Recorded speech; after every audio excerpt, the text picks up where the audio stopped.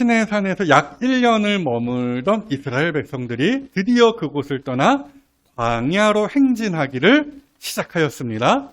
출발하기 직전까지는 분위기가 꽤 괜찮았죠. 하나님께서 모세를 통하여 이렇게 말씀하시면 이스라엘 백성들이 그 말씀에 대하여 즉각적으로 순종하는 그림이 다 살펴보진 않으셨습니다만은 민수기 1장에서 10장 끝까지 있었습니다. 하지만 이제부터는 다릅니다. 말 그대로 더럽게 말 안 듣는 이스라엘 백성들을 우리가 이 민수기서 가운데에서 만나게 되는 것인데요. 물론 이 일 가운데에서 우리가 배우는 것이 있죠. 자, 그래서요. 본문을 살피며 우리가 마음에 새겨야 할 사실, 첫째, 한번 따라해 보십시오. 하나님은 진노하신다. 그러니까 하나님은 마냥 좋은 게 좋은 거지 이러시는 분이 아니시라는 이야기죠. 하나님은 거룩한 분이시기에 그의 백성의 죄악을 엄히 다루시는 분이시라는 말씀입니다. 본문 1절을 보시죠. 여호와께서 들으시기에 백성이 악한 말로 원망함에 여호와께서 들으시고. 자, 민수기 10장까지 이스라엘 백성들은 말 그대로 순한 양과 같았습니다. 하나님께서 말씀하시면 곧바로 순종했다라는 것이잖아요. 하지만 11장을 펼치자마자 이스라엘 백성들이 돌변하는 것인데요. 저 구절을 보다 맛깔나게 번역을 하면 이렇게 됩니다. 백성들이 하나님의 귀에 거슬리도록 불평을 해댔다입니다. 여러분 보십시오. 도대체 어떻게 또 얼마나 불평을 해대야 하나님의 귀에 거슬릴 정도의 불평이 될까요? 이제 날이 선선해지면서 모기가 기승을 부릴 텐데요. 자려는데 어쩌다 한번 모기가 엥 하고 지나가면 그냥 자자. 불 끄고 누웠으니까 너그러이 모기에 대하여 지나칠 수 있겠지만 이놈이요. 엥엥 잡으려고 막 해도 계속 살아서 이놈이 시도 때도 없이 앵앵거린다.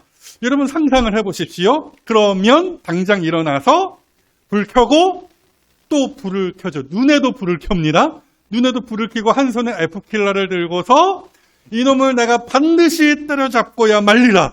그렇게 오밤중에 난리를 치지 않겠습니까? 여러분 마찬가지 원리예요. 불평도 적당히 해야 하는 것이죠. 하나님의 귀에 거슬릴 정도까지 불평을 해댄다? 그러면 하나님께 두들겨 맞을 수도 있다 없다? 있다라는 거예요. 아니나 다를까? 보세요. 불평해대는 이스라엘에게 하나님이 진노하시고 징계하시죠. 본문 1절 마저 보십시오. 여호와께서 들으시고, 그렇죠? 예전에도 말씀드렸어요. 하나님은 불평도 들으십니다. 그래서 본문 가운데 들으신다. 계속해서 그 문구가 반복되어 있어요. 어찌되었든 들으시고 진노하사 여호와의 불을 그들 중에 붙여서 진영 끝을 사르게 하셨다. 하나님이 진노하셨다라는 저 문구요. 이스라엘의 광야 생활 가운데에서 처음 나오는 표현입니다. 그 전에는 광야 생활 가운데에서 이스라엘 백성들이 아무리 싸우고 원망하고 난리를 쳐도 하나님은 진노하지 않으셨습니다. 우리가 다 본 내용이었죠. 이스라엘 백성들이 물이 없다, 목말라 죽겠다 불평하면 그냥 하나님께서는 물을 주셨어요. 먹을 게 없다고 또 불평하고 난리치면 만나를 하늘에서 내려주셨죠. 그런데 딱 이스라엘 백성들이 시내산을 지나서부터는 이스라엘 백성들이 불평하고 불순종하면 하나님은 여지없이 진노하시고 그에 걸맞은 징계를 내리시더라는 이야기입니다. 여러분, 뭡니까?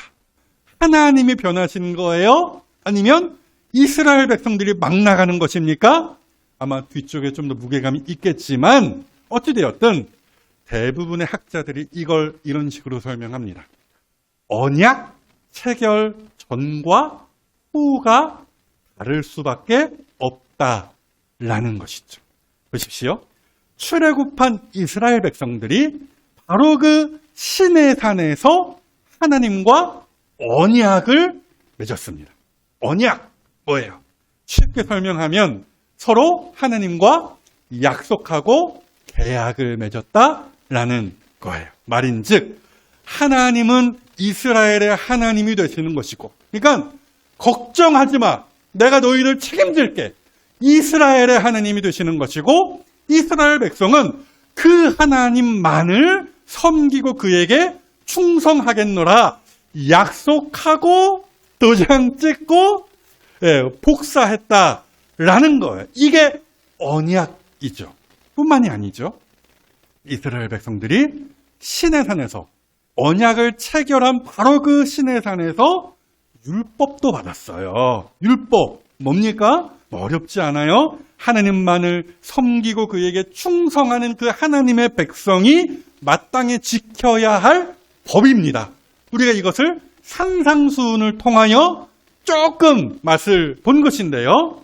우리가 잘 아는 십계명이 그것이고, 레위기를 통하여 하나님께서 그 시내산에서 주신 법도와 율례가 그것입니다. 그러니까 보세요. 시내산에 다다르기 전까지는 이스라엘 백성들에게 언약과 율법이 없었어요. 물론 하나님께서 때마다 모세를 통하여서 법도와 율례를 조금씩 알려주시기는 했지만 그것은 아직 공식적인 것은 아니었죠. 아무튼지 간에 이제는 언약과 율법이 이스라엘 백성들에게 있었다라는 이야기예요. 이 말을 살짝 바꾸면 어떻게 되는지 아십니까?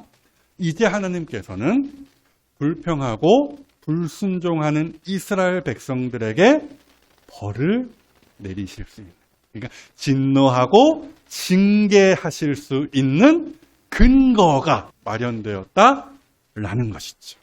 그래서 보시다시피 이제 이스라엘 백성들이 광야에서 불평하고 원망하면 하나님께서는 바로 그 율법에 근거하여 이스라엘 백성들을 징계하신다라는 이야기입니다. 그렇다면 나는 그냥 적당히 살래요. 그렇죠? 하나님 안 믿고 그냥 안 따를래요. 하나님의 백성이 되지 않을래요. 하나님 믿고 약속하고 도장 찍고 복사했다. 하나님의 언약 백성이 되었다라고 한다면 저 때때로 하나님께서 나에게 회초리를 드실 수 있게 되는 거 아니겠습니까? 그러면 나 적당히 하나님 믿지 않고 살래요. 죽기 직전에 예수님 믿습니다. 뭐 이러면 되는 거 아니겠어요? 이렇게 반응하는 사람들이 있겠다 없겠다? 있겠다라는 거예요. 일면 맞아요. 하나님께서 이렇게 칼같이 이스라엘 백성들을 다루신다면 차라리 그냥 어중간하게 사는 게 이도 아니고 저도 아니고 그 시내산 갈까 말까 뭐 이러면서 저 어중간하게 사는 게 이득이겠다. 뭐 이런 이제 생각을 할 수도 있는 것이겠죠. 그래서요. 이렇게 설명을 보충합니다.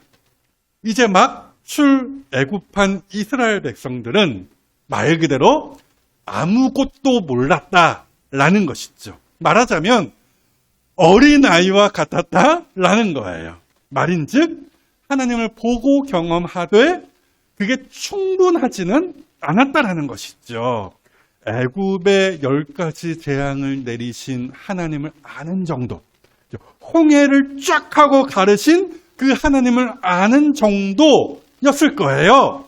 그래서 하나님도 이스라엘 백성에 대하여 그들이 뭐 불평하고 먹을 것이 없다, 마실 물이 없다, 뭐 그렇게 할 때마다 오요 뭐 이거 알죠, 그렇죠? 이렇게 어린 아이 다루듯이 아기 다루듯이 하실 수밖에 없었을 거예요. 하지만 이제는 이야기가 다른 것이죠. 이스라엘 백성들이 광야 생활을 하면서 하나님이 어떤 분이신지를 이제는 충분히 알게 되었다라는 거예요. 물을 주시는 하나님, 고기도 주시는 하나님, 만나도 주시고 아말렉과의 전쟁에서 이기게 하시는 하나님, 그 하나님을 풍성히 이 광야 생활 가운데에서 알았다라는 것이에요. 더더군다나 시내산에서 약 1년을 지내면서 모세를 통하여 율법을 세세하게 듣고 배웠습니다. 그러니까 말하자면 이제 이스라엘 백성들은 어린 아이의 티를 벗고 청년과 같이 성숙할 만 했다라는 거예요. 그런데도 이것들이 계속해서 어린 아이와 같은 모습을 보여준다? 그러면 어떻게 하셔야 돼요, 하나님이? 혼내셔야죠. 회초리를 드셔야죠. 그렇지 않습니까? 어린 아이가 칭얼대면 막 그런가 보다 하는 거잖아요. 뭐 밤새 울고 막 응애 뭐 이러면은 애니까 우는 거 아니겠어요? 뭐 배고프든지 뭐 기저귀를 지렸든지 뭐 하여튼 둘 중에 하나 아니겠어요? 그런데도 이 사람이 나이 50을 먹고도 어린 아이와 같이 응애 뭐 이러고 다닌다라고 한다면 그건 아니잖아 이렇게 되는 거 아니겠습니까? 그래서 보십시오. 하나님이 여전히 시내산을 지났음에도 칭얼거리는 이스라엘의 이 어린 아이와 같은 모습을 보시고 진노하시고 징계하셨다라는 거예요. 사랑하는 여러분, 이 대목에서 우리가 어떤 교훈을 얻습니까? 한번 따라해 보십시오. 성도는 끊임없이 자라야 한다. 여기 누구도 태어난 모습 그대로인 사람 없죠. 정도의 차이가 있겠지만 키가 자라고 또 키가 자라는 만큼 마음과 인격이 성숙해지는 게 당연한 것입니다. 마찬가지예요. 그리스도인이라면 예수를 믿음으로 말미암아 다시 태어난 거듭난 그리스도인이라면 성장해야 한다. 이 말씀을 드리는 거예요. 어떤 면에서요? 하나님을 믿고 아는 것에서 성장해야죠. 에베소서의 저 말씀 보십시오. 우리가 다 하나님의 아들을 믿는 것과 아는 일에 하나가 되어 온전한 사람을 이루어 그리스도의 장성한 분량이 충만한 데까지 이르리니 이는 우리가 이제부터 어린아이가 되지 아니하여 사람의 속임수와 간사한 유혹에 빠져 온갖 교훈의 풍조에 밀려 요동하지 않게 하려 함이라. 자, 그래서요, 오늘 이 말씀 앞에서 나 스스로를 돌아보십시다. 어떻습니까? 교회를 오래 다니신 만큼 신앙이 성장해 있으십니까? 여러분, 우리네 신앙의 여정이 이스라엘의 광야 생활과 같다라고 하잖아요. 여러분, 그래서요, 초신자일 때는 이스라엘 백성들과 같이 불평하고 원망할 수 있습니다. 예수 믿는 거 왜 이렇게 힘들어? 이럴 수 있다고요. 야, 괜히 하나님 믿었네. 괜히 약속하고 도장 찍고 복사했네.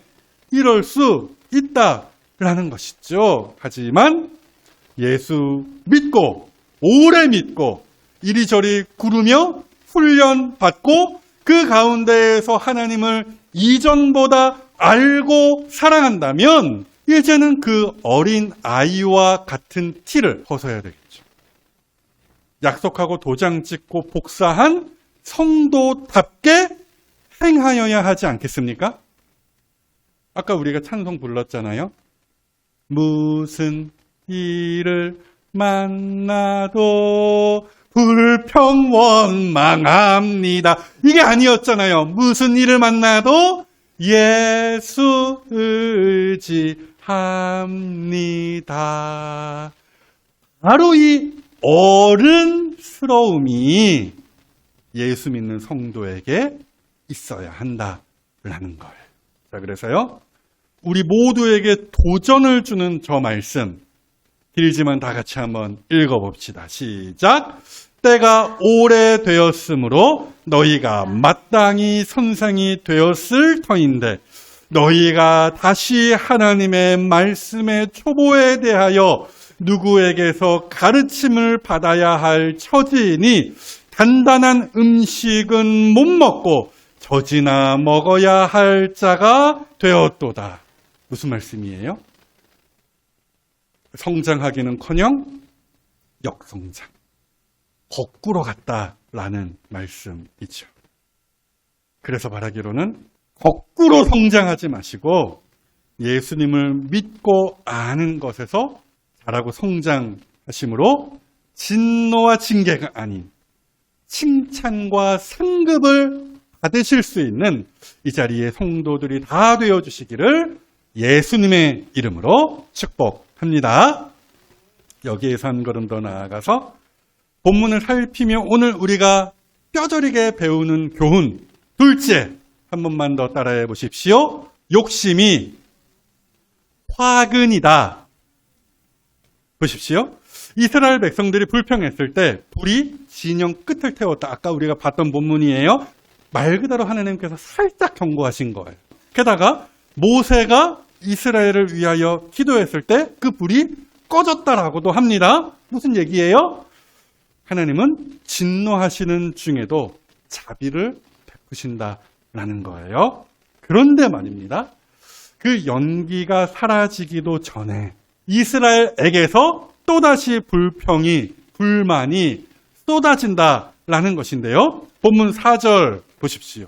그들 중에 섞여 사는 다른 인종이 탐욕을 품음에. 자, 저기에 섞여 사는 다른 인종들이라고 되어 있는데요. 보통 저 말을 이스라엘 백성들이 출애굽할 때 이스라엘과 함께 애굽에서 탈출했던 이방 민족들로 이해하고 해석을 합니다만 원어를 보면 굳이 그렇게 이해하고 해석할 필요가 있나 싶습니다. 그래서요, 저 말을 보다 정확하게 번역을 하면 이렇게 돼요. 단순하게요. 모여서 무리를 지은 사람들입니다. 그러니까 이런 얘기예요. 이스라엘 백성들 안에 으쌰으쌰 여론을 만들어내는, 조성하는, 형성하는 정치 세력이, 그런 모임이 있었다라는 것이죠. 뭐 아무튼지 간에 이 사람들이 탐욕을 부렸다라는 것인데요. 참고로 저기 탐욕이라는 말, 히브리어로 타바입니다. 타바. 이 말에서 키브로트 핫다바, 그렇죠? 키브로트 핫다와 이 지명이 유래된 것이에요. 자, 어찌되었든 이 사람들이 거기에서 어떤 욕심을 부렸습니까? 한마디로 만나 질렸다. 맨날 이것만 먹고 사냐? 다양한 음식, 한식 뷔페 좀 먹고 싶다. 뭐 이거였죠. 그 이야기를 이스라엘 백성들이 해요. 보십시오. 불평은 전염됩니다. 그러니까 입조심 우리가 해야 돼요. 내가 한숨을 푹 쉬었어요. 그러면 잠시 후에 내 옆 사람도 한숨을 푹 쉽니다.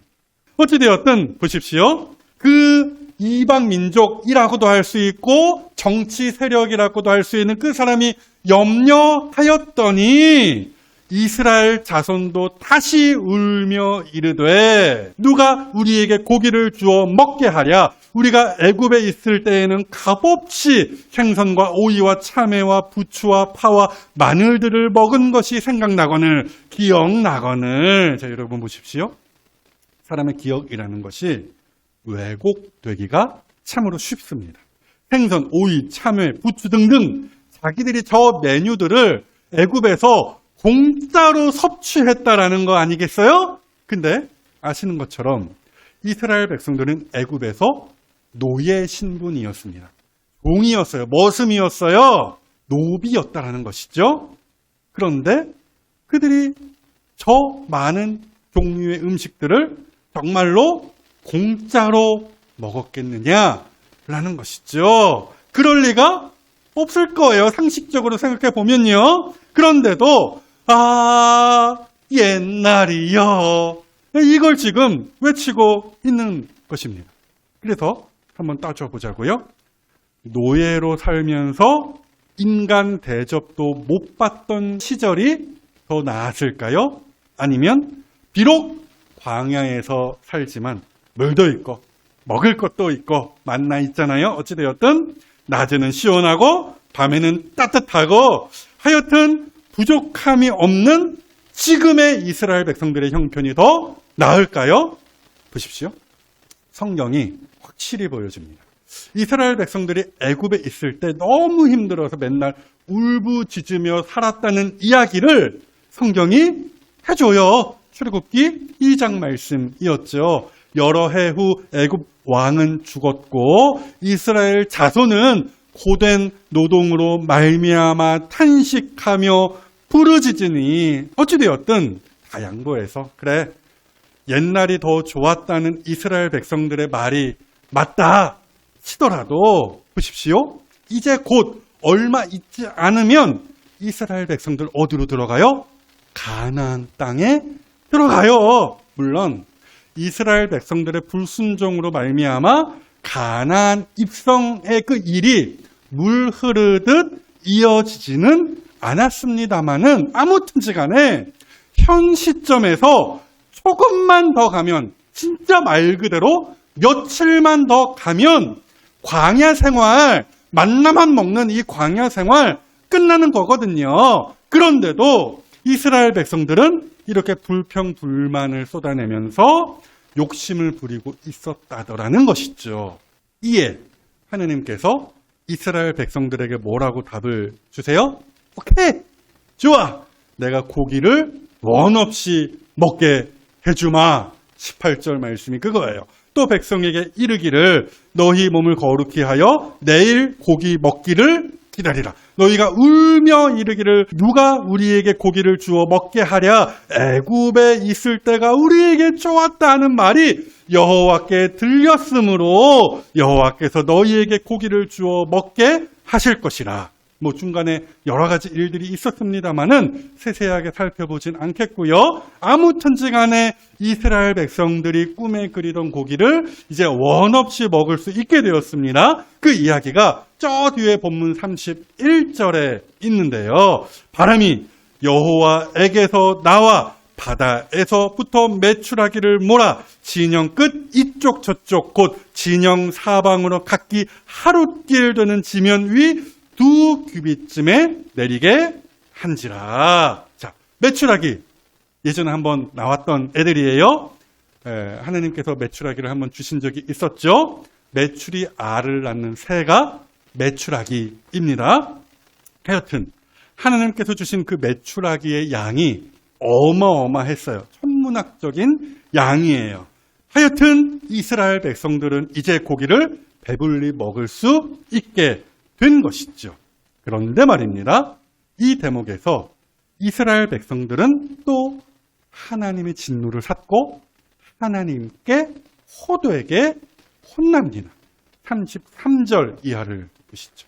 고기가 아직 이 사이에 있어 씹히기 전에 여호와께서 백성에게 대하여 진노하사 심히 큰 재앙으로 치셨으므로 그곳 이름을 기브롯 핫다와라 불렀으니 욕심을 낸 백성을 거기 장사함이었더라. 자, 보세요. 아까 다베라에서는 진영 끝에 불이 붙었을 뿐 그 일로 누가 죽었다는 기록은 없었습니다. 그런데 여기 기브롯 핫다와에서는 하나님의 진노하심으로 말미암아 생각보다 많은 사람들이 죽어 나아갔다라고 하죠. 얼마나 많은 사람들이 어떻게 죽었을까? 저 되게 궁금하긴 하더라고요. 그럼에도 아무리 봐도 성경은 그 이야기를 하지 않습니다. 왜요? 중요한 건 그 부분이 아니기 때문이죠. 그럼 중요한 이야기가 뭡니까? 우리가 오늘 본문 가운데에서 주목하고 눈여겨볼 만한 부분이 어디예요? 욕심을 부렸다는 사실 그 자체입니다. 야고보서에 그런 말씀이 있어요. 욕심이 잉태하여 죄를 낳고 죄가 장성하여 사망을 낳는다. 그러니까 많은 사람들이 죽어 나아가는 이 결과가 나올 수밖에 없었던 그 요인, 그 원인이 무엇이냐 이것을 똑똑히 알아라. 이 이야기를 본문이 우리에게 해주고 있는 것이죠. 아니나 다를까 시편의 한 말씀이 이 기브로 핫다와에서 있었던 사건을 정확하게 이렇게 묘사해 주는데요. 시편 78편의 말씀입니다. 그러나 그들이 그들의 욕심을 버리지 아니하여, 문제가 어디에 있었다고요? 욕심을 버리지 아니하여 그들의 먹을 것이 아직 그들의 입에 있을 때에 하나님이 그들에게 노여움을 나타내사 그들 중에 강한 자를 죽이시며, 아마 그 섞여 사는 그 다른 사람들, 그 정치 세력들을 이야기하는 것 같아요. 그 사람을 죽이시며 이스라엘의 청년을 쳐 엎드러뜨리셨도다. 그러니까 하나님께서 이렇게 큰 은총을 베푸셨음에도 감사하는 눈꼽만치도 없었다라는 거예요. 상상하기로는 이미 많은 매출하기를 이 사람들이 거두었음에도 이랬을 것 같아요. 아, 비켜! 비켜! 꺼져! 여기가 어디라고 감히! 다 내 거야! 내 거! 비켜! 내 거! 그렇죠? 이러면서 남을 밀쳐내고 남의 것을 빼앗으며 더 차지하려고 했을 것입니다. 사랑하는 여러분, 똑같죠? 오늘날도 똑같습니다. 세상의 부의 90%를 상위 10%의 사람들이 가지고 있다라고 하지 않습니까? 그런데도 그 부자들은 더 가지려고 욕심을 부려요. 약자를 쥐어 짜내고 온갖 편법을 동원해서 합법적으로 가진 것을 늘립니다.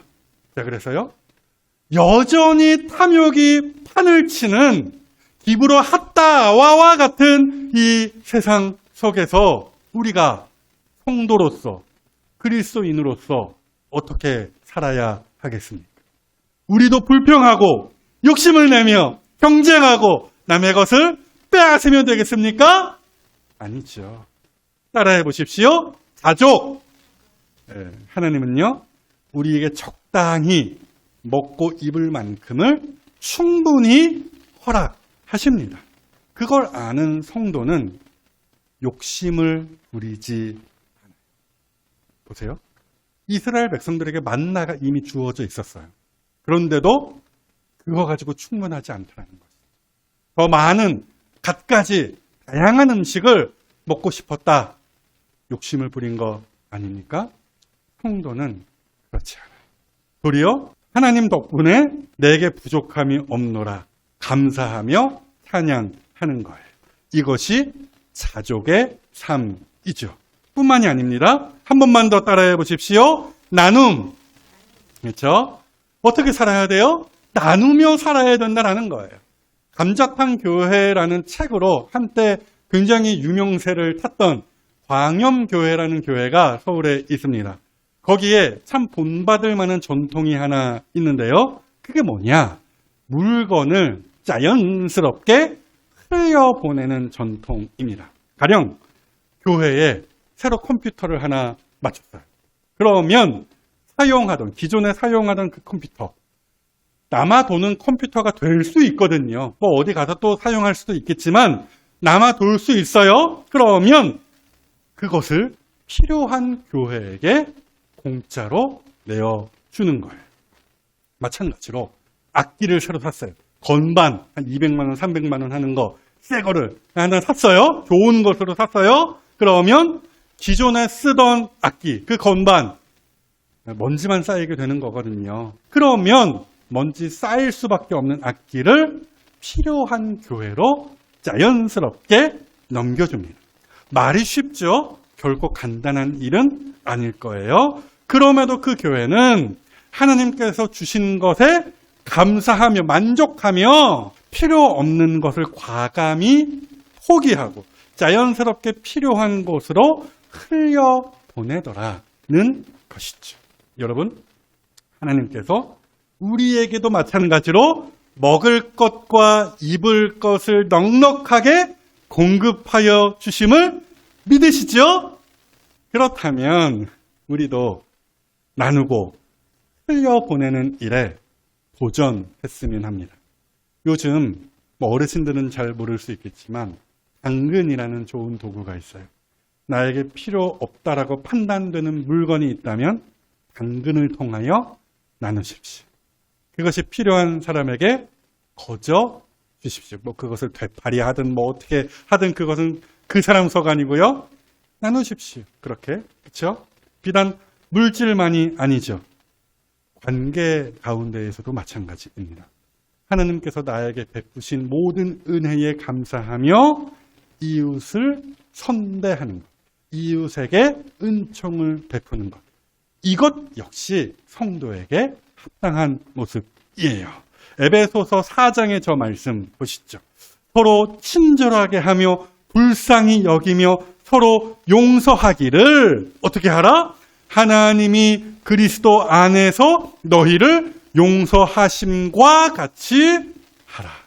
내가 하나님께 허다한 은총을 받았다면 적어도 그만큼 이웃에게 그 은총을 흘려보내는 것이 마땅하다라는 말씀이죠. 그래서 바라기로는 하나님을 섬기고 그를 따르는 언약 백성답게 감사하고 베풀며 사시는 이 자리에 성도들이 다 되어주시기를, 우리를 결국 푸른 초장과 잔잔한 물가로 인도하실 참 좋으신 예수님의 이름으로 축복합니다.